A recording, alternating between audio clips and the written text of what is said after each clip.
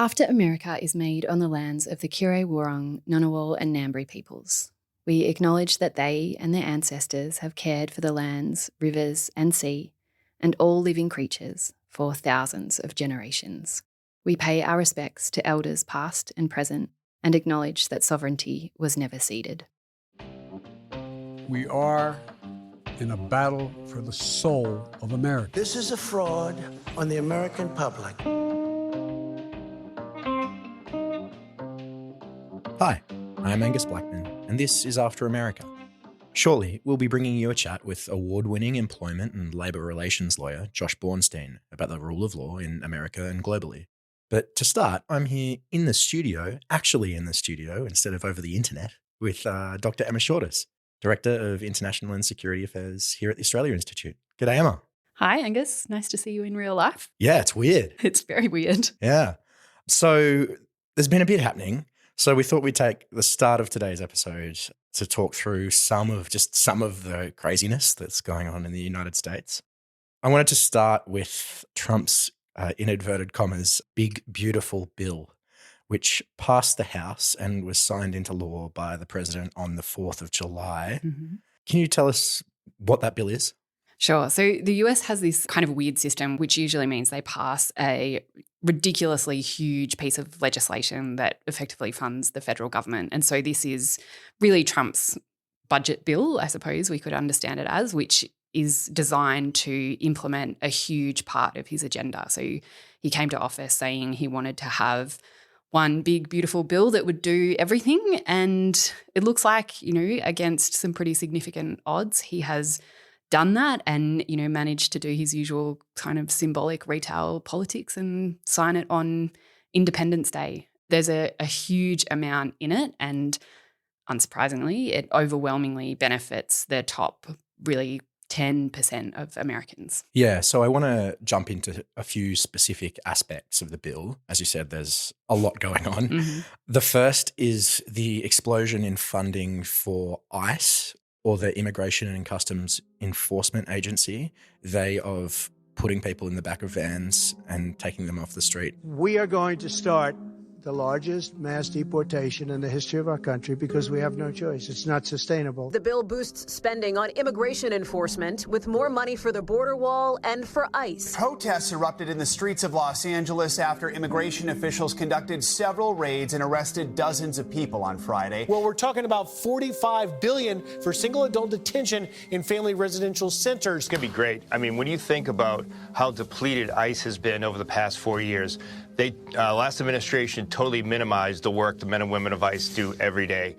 That is them. So ICE is the kind of immigration enforcement agency, I suppose. And, because Trump was elected, as he describes it, on this mandate of doing the biggest mass deportations in American history, unsurprisingly, ICE is getting a lot of money out of this legislation. $45 billion That sounds like a lot. It is. Yeah, it's a lot. One headline that I read described it as more funding than the agency has had in the last 15 years combined. Wow. And this is not an underfunded agency either. So there's that $45 billion for immigration detention centres, a bit like Alligator Alcatraz that has just opened in Florida. There's also $30 billion for more recruits, so more masked agents on the streets, presumably, putting people in the back of vans. The wall has reappeared as well. So there's $46.5 billion to finish the wall and another $15 billion for various other things. So I'm not very good at maths, but that's a lot of billions. And, all the analysis I've read describes it in one way or another as being designed to turbocharge their deportations program, which is already doing some pretty significant catastrophic damage, I think we could even say, to communities across the country and is resulting in protests like the one in California. So this is not an issue that is going away. In fact, the administration is quite deliberately inflaming it. So as we've kind of alluded to, there are already some pretty concerning things going on in the United States regarding ICE and a lack of due process. What sort of impact could this amount of funding this quickly into a government agency like this have on kind of law enforcement and the rule of law more generally in the United States? Well, I mean, the situation's already pretty dire in terms of the rule of law and people's access to due process. And I think, to use a term I just used, this will turbocharge that process. You know, these huge injections of funds means there's more agents on the street, which means more arrests, potentially more deportations, more people in detention. And I think more people being lost in that process. It will also mean, of course, more legal proceedings, but Trump has had a number of wins, if we can describe them as that, there in the courts, where it's becoming more and more difficult to stop even temporarily what ICE is doing and what the broader program is doing. So this is a fairly clear indication, if we needed any, that, you know, the Trump administration is not going to walk back its attacks on the rule of law and particularly people's access to due process. This is a doubling down that's going to see the building of more detention centres, which means more people in them, and I think probably more defiance of those few court orders that are attempting to stop what they're doing. Yeah. Just on the political process, I guess, in the lead up to passing this bill, I mean, I would have imagined that with Republicans controlling the House and controlling the Senate, that the bill's passage would have been pretty straightforward. But that's not quite the case, is it? No, it wasn't straightforward, actually. So it passed in the Senate, effectively 51-50. Vice President J.D. Vance has to use his tiebreaker vote in his role as leader of the Senate. And so it only just scraped through the Senate and really only just scraped through the House of Representatives as well. It got through there by only 4 votes, so 218 to 214, partly because 2 Republicans voted against it. Thomas Massie of Kentucky is probably the most vocal opponent of Trumpism. He's a libertarian, I would describe him as. So very small margins, but also probably a reflection of just how much control Trump has over Congress. You know, this bill does some pretty extraordinary things, like cut somewhere between 10 and 17 million people off their health insurance because of cuts to Medicaid. And Republicans are choosing to wear that instead of opposing Trump. You know, the political consequences are not necessarily straightforward, but it's, again, you know, if we needed one, another indication of just how much control Trump has. Yeah, and on those 2 Republican members of Congress, you'd assume the Trump administration will take that with the good grace and, you know, civility that it usually does and treat them totally fairly in their next primary round and et cetera, et cetera. Absolutely. And look, I mean, I should say that the reason Thomas Massie, who I mentioned before in particular, feels empowered to oppose Trump is because he has a significant fundraising base of his own. Right. So he has significant power sort of within Kentucky and a great deal of respect among his own base. So he has a base of power on which to oppose Trump, which most other Republicans just do not have. And, you know, as we know, the ones who do or have opposed Trump in the past have almost universally decided to either leave Congress or not run for re-election because Trump's gone after them. You know, he's treated them really fairly, exactly as you just described it, and created situations where, you know, they have to live with 24-hour private security because their lives are under threat, and, you know, that will undo the best of people. Yeah. This bill is what Trump economics is all about. If you are rich or a large multinational corporation, if you can make huge campaign contributions, you are entitled to massive tax breaks, and Congress will give you those tax breaks. We've said that there's a lot going on in this bill. I mean, there are pretty serious concerns over what it will do for the climate, for inequality in the United States. You alluded to people being kicked off their health insurance, to the US debt levels. I mean, pick any of those issues. Yeah, as we said, there's a lot. Maybe I'll start with inequality because some of those numbers are pretty astounding. Yeah. So there are $3 trillion, not billion, $1 trillion worth of tax cuts written into this bill, Cool. which will, huge surprise, overwhelmingly benefit the wealthy. So some numbers that I read, and again, you know, you can pick and choose. There's all kinds of different versions of this, but the top 0.1% of American earners will get a tax cut of over $100,000, while the bottom 10% will lose $1,600 a year. And proportionally, when you're already on a very low income, losing $1,600 is huge. And that is the same demographic of people that may also lose their health insurance. So this is like pretty catastrophic in terms of the way it bakes in, what is already pretty appalling inequality and perpetuates it. So one Guardian headline I read described it as Robin Hood in reverse, which is, probably a nice way of describing what is effectively, an approach based on trickle-down economics. Yeah. And I want to get to Josh Bornstein in just a second. So maybe we'll talk about climate in a future episode.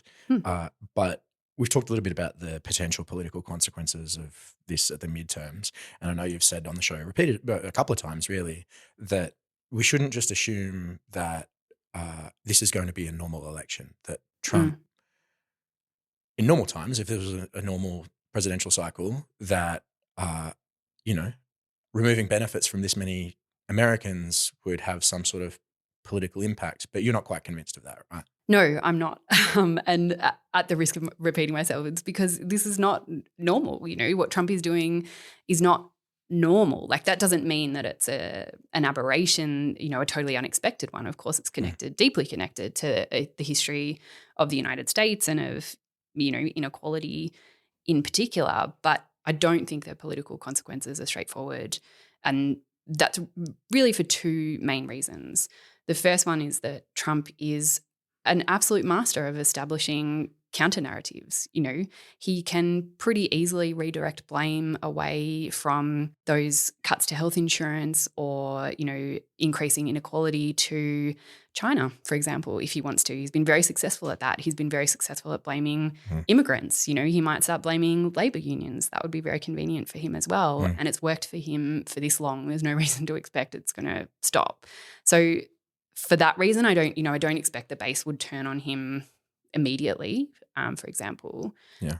But I think the other reason is, of course, Trump's all-out assault on the institutions of American democracy and the rule of law, which, again, we've talked about a lot. But, the midterms are still a long way away. Voting rights have been catastrophically undermined. Trump has no interest in the institutions of American democracy. He's already tried to steal one election. And it almost worked. Yeah, they had a pretty good crack at it. Exactly. And, it didn't hurt him. It helped get him back to the White House. So, why would we assume that Trump would respect democratic processes, especially if he thinks he's going to lose? Yeah. On that issue of diversion, political diversion, Zohran Mamdani has been selected as the Democratic nominee for the New York mayoral race. And Trump has already threatened to take his citizenship and deport him. Is he really a capital C, capital L communist lunatic, as Trump posted on Truth Social? Gosh, you always wonder, what would an American do if they encountered an actual communist? No, he's not a communist lunatic. He is, by our standards of politics, on the progressive left. Absolutely, he's focused. I think, really sharply focused on economic inequality in particular, and is threatening in that sense to, the kind of power Trump wields, where his interests lie. And so it's fairly unsurprising that Trump has gone after him in this way. That doesn't mean it's not shocking to have the president of the United States threatening a political candidate, an opponent. I mean, not even an opponent. He's running for the mayor of New York. Yeah. Right, with denaturalization and deportation because of some things that he said in support of Palestinians and because of a lot of things he didn't say. Yeah.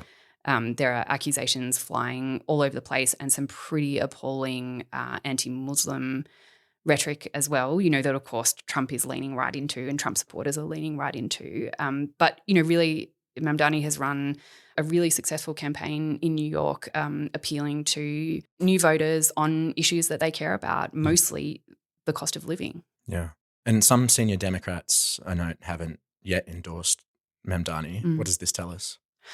I think it reinforces what we already know about the Democrats and that we've talked about a lot on the show, their inability to, I think, learn the lessons of Trump's victory and understand where it came from. I think it's also tied up in the Democrats' approach to Israel in particular, again, that we've talked about on the show. It's a continuation of the Biden administration's commitment to supporting the Israeli government effectively no matter what it does. And there is a huge division in the party, mostly between the grassroots and the mainstream establishment leadership of the party over that issue that leaders of the Democratic Party just refuse to address. And so Mamdani, I think, threatens them politically on that issue, and also on issues of inequality, which again, the Democrats have not been willing to address. So this is a microcosm, a really important one of that ideological fight within the Democratic Party that they refuse to address. And that means that there isn't concerted and genuine opposition to what Trump is doing. Yeah.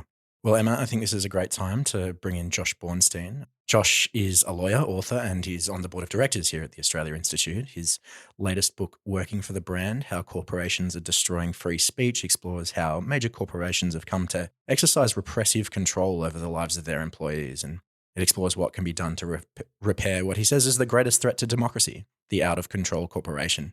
He was also part of Antoinette Lattouf's winning legal team in her unlawful dismissal case against the ABC. And you started by talking about the state of freedom of speech in the United States in an environment where, as we've just discussed, the Trump administration is threatening judges, having people kidnapped off the street and deported to El Salvador, and threatening to denaturalize his political opponents. I hope you, it says here, enjoy. I don't know. Hope you enjoy the chat. The situation in America at the moment is dire. One of the arguments that I wrote about in Working for the Brand dealt with the whole debate about free speech and cancel culture. And I had to grapple with my own instinctive desire to defend lefties when they become censorious. In the end, I made some pretty strong criticisms of parts of the left for their censoriousness. That said, by far the most severe and harmful attacks on free speech come from the Trumpist and authoritarian right, because they use the levers of government, not just a social media campaign emanating from some people at uni or wherever. They also have an army behind them online. When Trump or Elon Musk seeks to target someone, the army follows. And the third part of it is the role of violence. This is not well explored in my view, but the threat of violence and the reality of violence is deployed by Trump and by Musk and others in the authoritarian right to censor, punish and silence. Biden wants to lock it down. He wants to listen to Dr. Fauci. He wants to listen to Dr. Fauci. The doctor was a key advisor to Trump during the COVID-19 pandemic and grew critical of Trump as he tried to undermine public health guidance. He gets a lot of television. He loves being on television, and we let him do it. Sometimes he says things that are a little bit off, but he's called a lot of bad calls. The security detail for Anthony Fauci was terminated last night, sir. Do you have a comment? No, I think, when you work for government, at some point your security detail comes off. And, you can't have them forever. In the book, I give the example of Anthony Fauci, who has been punished for years now for his calm, considered, rational discussion of the risks of COVID and the need to vaccinate. That became a cultural issue. Trump and others then began haranguing and threatening him online, and the whole mega movement followed. He then was subject to death threats. His family was subject to death threats. Someone tried to attack him in his home. He was placed under around-the-clock guard, security. That continued for many years until the first day of Trump's second presidency. And on that day, Trump issued a huge number of executive orders, if you can remember. One of them was to remove all security support for Fauci and others like him. At the same time, Trump released from prison prematurely the violent perpetrators and criminals who, sought to overturn the election on January 6th, and at the same time issued an order seeking to stop any restrictions on speech promulgated by social media monopolies. Now, what does that all add up to? An endorsement of violence and a punishment, further punishment of those who try and adhere to any sort of Enlightenment values, science, reason, evidence. And Trump not only does this to silence his opponents outside the Republican Party, but he does it to those who try and challenge him within the Republican Party. One of the reasons he's so powerful in the Republican Party is that the same malaise occurs when he is challenged, and those who challenge him often end up with very expensive security arrangements for them and their families. Mm. This is very, very dark stuff. This is, in the realm of fascist techniques to silence and punish dissent and opposition. So it's a very disturbing situation in America. And even the threats at federal court judges have led to very high security warnings or alerts coming from the Federal Marshal Service that protects judges. So this is very, very bleak. It is. It's incredibly bleak. Just to stay on that question of judges and the courts, you mentioned the Supreme Court earlier, and the extent of Trump's power and how much he's willing to use it.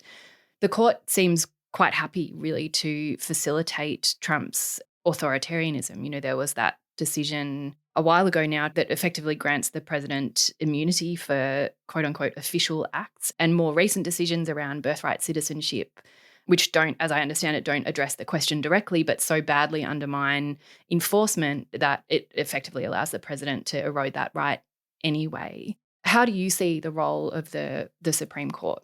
Look, the Supreme Court has been politicised for a long time, and the appointments to the court over time have led to a situation where it's about as hardline right-winger Supreme Court as it's ever been in US history.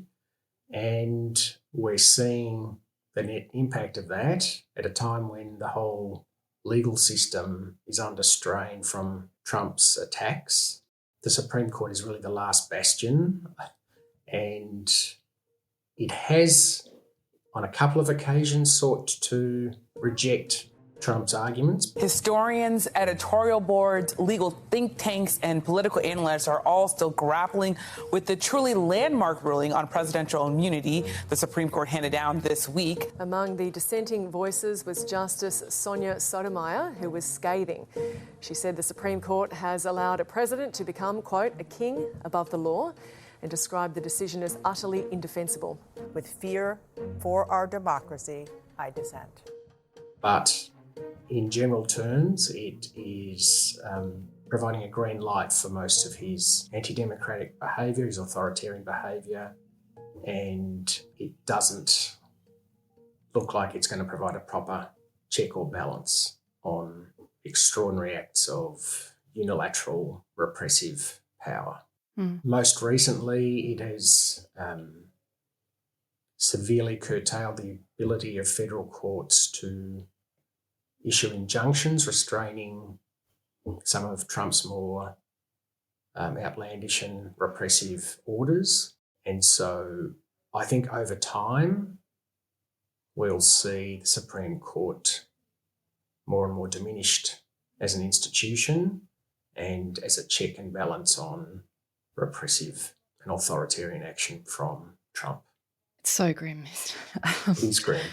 Josh, when we often when we talk about Australia's relationship with the United States, it's assumed that all of that, this picture that we've just painted of what's happening in the United States, is not relevant or doesn't relate to the international relationship. The relationship is above domestic politics, it's above presidents or prime ministers.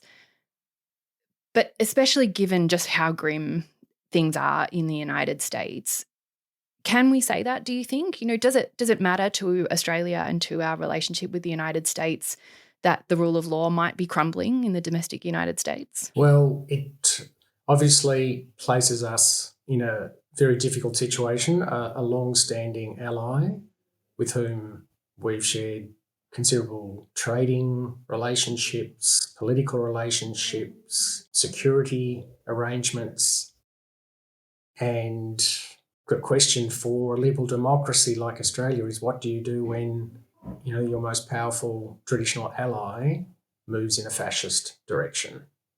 This is the challenge. I'm not a foreign affairs expert by any stretch, quite the opposite, but it does seem to me there is a massive and difficult dilemma to navigate now. If we criticise a failure to observe democratic norms or the rule of law in other countries, what do we have to say about what's going on in the United States? And are we going to be cowed by the economic power that Trump seems to be using to get his way internationally?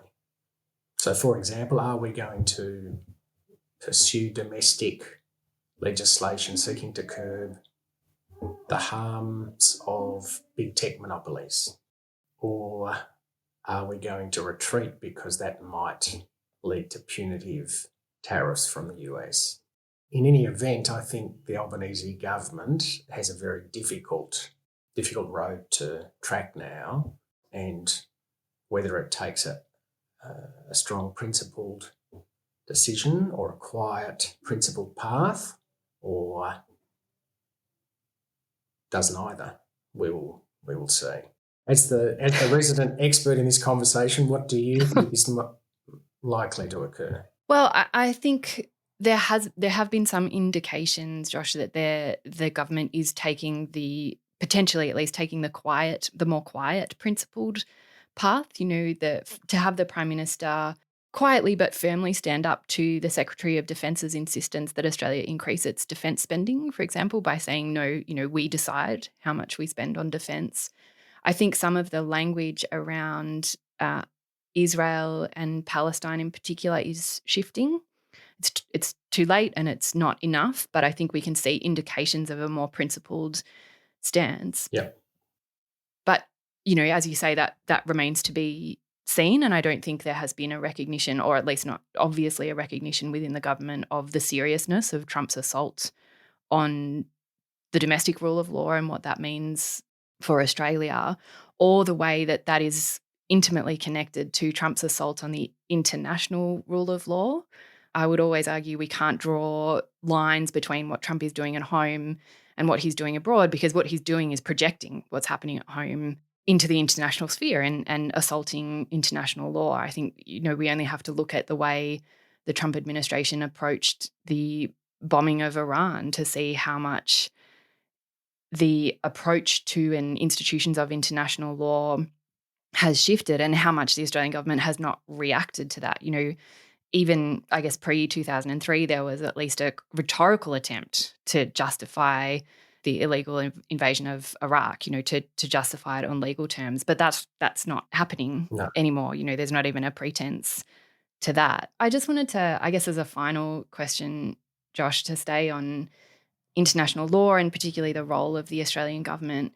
What do you think the Australian government can do, or I suppose could do, to begin to rebuild the institutions of international law? Is there a role for Australia in doing that? Look, I think there is. International law has always been somewhat fragile and has faced criticism for as long as I can remember that it is a toothless tiger, but it relies on liberal democracies to take principled and consistent positions. A bit like free speech debates. Maintaining a consistent, principled position on free speech is actually very difficult and challenging for people, and maintaining a principled position on the rule of law internationally is also challenging and difficult. But yes, there is at a time when it's under such attack and it's being routinely ignored, I'm hoping that countries in Europe, Canada, countries like Australia try and fill the void and start to prosecute the case for respect for those institutions and respect for international law. That said, they've got very many powerful foes to overcome. But it's in a sense always been that way.